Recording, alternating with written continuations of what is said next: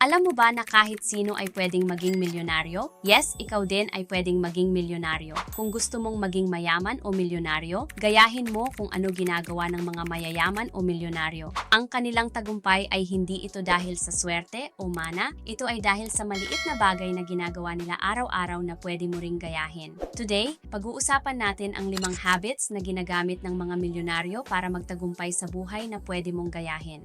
Habit 1. Create the right environment. Surround yourself with growth. Kapag napapaligiran ka ng mga tao na stagnant, mahilig magreklamo, o laging naghahanap ng dahilan para hindi kumilos, madali kang mahahatak sa ganitong mindset. Para bang lahat ng tao sa paligid mo ay mag-level up. Kahit gusto mong umasenso, mahihirapan ka dahil sa kanila. Ang mindset nila ay nagiging mindset mo rin. Ganito na talaga ang buhay. But when you choose to spend time with people who are striving for more, hungry to learn, and working towards their goals, biglang magbabago ang pananaw mo. Makikita mo ang mga possibilities na dati ay parang imposible. Parang magic, unti-unti kang naniniwala na kaya mo rin. This is why surrounding yourself with the right people is one of the most powerful ways to level up. Sa finances, ang epekto nito ay napakalaki. Kung lagi mong kasama ang mga taong impulsive sa paggastos, madaling mahawa sa ugali nila. Pero kung kasama mo ang mga taong nagsisave, nag-i-invest, at may malinaw na financial goals, natural lang nagagaya ka rin sa kanila. Ang ganitong environment ay parang fertilizer sa halaman, nakakatulong para lumago ang disiplina at habits mo. Sa Pilipinas, mahalaga ang pakikisama. Pero hindi ibig sabihin na kailangan mong manatili sa grupo kung hindi sila nakakatulong sa growth mo. Huwag kang mahihiya na humanap ng circle na mas nakaka-inspire, parang bayanihan spirit. Maghanap ng community na nagtutulungan para sabay-sabay kayong umasenso. I-review ang mga tao sa paligid mo. Sino ang nagbibigay ng inspirasyon at sino ang nagiging dahilan ng bad spending habits mo? Maghanap ng mentor o kaibigang makakatulong sa personal finance journey mo, kahit online community pa ito. Habit 2. Read a chapter a day. Access mentors through books. Even if you don't personally know any millionaires, you can still learn from their wisdom through books. Ang pagbabasa ay parang mentoring session, pero mas mura at flexible. Sa dami ng librong isinulat ng mga successful na tao, para kang binibigyan ng step-by-step guide on how to achieve your goals. Unlike social media hacks, books give you a deeper understanding of concepts like financial freedom and long-term success. Sa personal finance, ang pagbabasa ng tamang libro ay nagbibigay sa iyo ng roadmap para maabot ang financial goals mo.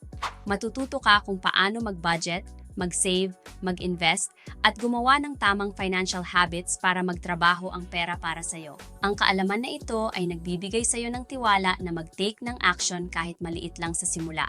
By the way, we're about to release a book on personal finance, isang step-by-step guide to financial freedom para sa mga gustong maging intentional sa pera nila. Kung interesado kang mauna sa listahan ng magpi-pre-order, comment book sa baba at isasama ka namin sa waiting list. Mahilig tayong mga Pinoy sa kwento, kaya natural sa atin ang magbasa ng inspiring stories. Hanapin mo ang libro na relatable sa goals mo, whether it's building wealth for your family or preparing for the future. May tamang libro para sa bawat journey. Simulan mo with just 5 minutes a day, or better yet, habang naglalaba or nagjo-jogging, mag-audiobook ka. Try mo ring gumawa ng reading list ng mga topics na gusto mo matutunan: personal finance, diskarte, or self-improvement. Habit 3. Push out of your comfort zone. Growth happens outside the comfort zone. Ito, real talk. Ang comfort zone mo, yan din ang ceiling mo. Ang comfort zone mo ay parang maliit na kwarto, safe, pero limitado. Kung gusto mong umasenso, kailangan mong lumabas dito para makita ang mas malawak na mundo. Sa personal finance, ang comfort zone ay kapag nananatili ka sa mindset na okay na ako dito. Pero kung gusto mong mag-grow, kailangan mong subukan ng bago. Mag-invest kahit maliit lang, mag-launch ng side hustle, o mag-aral ng bagong skill. Hindi madaling gawin, pero ito ang nagdadala ng tunay na pagbabago. Ang successful na tao, hindi sila exempted sa takot. They feel the fear, pero they push forward anyway. Hindi ito nangangahulugang reckless sila. Nagtitake sila ng risks, pero pinag-aaralan nila ito. Through learning and due diligence, they minimize their risks and maximize their chances of success. For example, kung gusto nilang mag-invest, inaalam nila ang tamang options at iniintindi ang potential risks bago magdesisyon. Sa finance finances, kapag willing kang mag-take ng calculated risks, mas nagiging diverse ang income sources mo. Hindi ka limitado sa isang salary at mas nagiging stable ang finances mo. Maraming millionaires ang hindi yayaman kung hindi sila nag-take ng unang hakbang para mag-invest o maghanap ng bagong oportunidad. Noong first time kong mag-live sa Facebook, grabe ang kaba ko. Iniisip ko kung paano ako magpapakilala, paano ako magsasalita, at baka walang manood. Sabi ng boss ko, Jai, ang takot ay parte ng proseso. Ang tanong, willing ka bang matuto? So, kahit kabado, ginawa ko. And guess what? Ngayon, normal na lang mag-live sa FB for me. Nagiging madali ito kapag paulit-ulit mo itong ginagawa. Katulad ng pagla-live sa Facebook sa finances, hindi rin kailangan maging perfect kaagad. Mag-research ka muna. Hanapin ang mga libreng resources online o tanungin ang mga tao na may experience. Sa ganitong paraan, kahit takot ka, alam mong may plano kang susundan. Ang bahala na attitude ay minsan takot na disguised as bravery. Pero kung dadagdagan mo ito ng diskarte at learning, nagiging totoo itong lakas ng loob. Use this value positively. Mag-take ng calculated risks habang nag-aaral ng tamang paraan. Actionable challenge. Isulat ang isang bagay na gusto mong simulan pero natatakot ka. Halimbawa, mag-launch ng small online business o mag-aral tungkol sa investments. Gumawa ng first step ngayong linggo. Mag-research, magtanong o gumawa ng plano. Habit 4. Get into the habit of saying no. Protect your resources, time, energy, and money. Lahat ng ito ay finite resources. Ang pagsabi ng no ay hindi pagiging selfish. Ito ay pag-prioritize sa mga bagay na talagang mahalaga. Sa personal finance, ito ang pagtanggi sa unnecessary expenses para ma-focus mo ang pera mo sa savings or investments. Kapag natutunan mong mag-set ng boundaries, mas magkakaroon ka ng financial discipline. For example, tumanggi sa mga gastos na wala sa budget kahit nakakahiya minsan dahil alam mong mas mahalaga ang long-term goals mo. Personal finance connection. Kapag laging yes ang sagot mo, nauubos ang pera mo sa mga bagay na hindi aligned sa goals mo.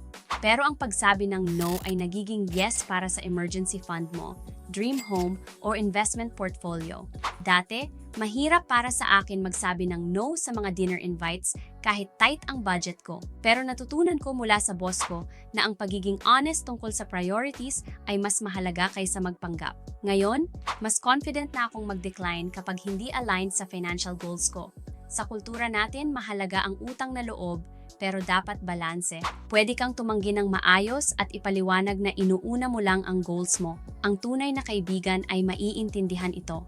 Sa susunod na may mag-invite sa'yo na hindi pasok sa budget mo, subukan mong magsabi ng no respectfully. Practice lang ito, masasanay ka rin.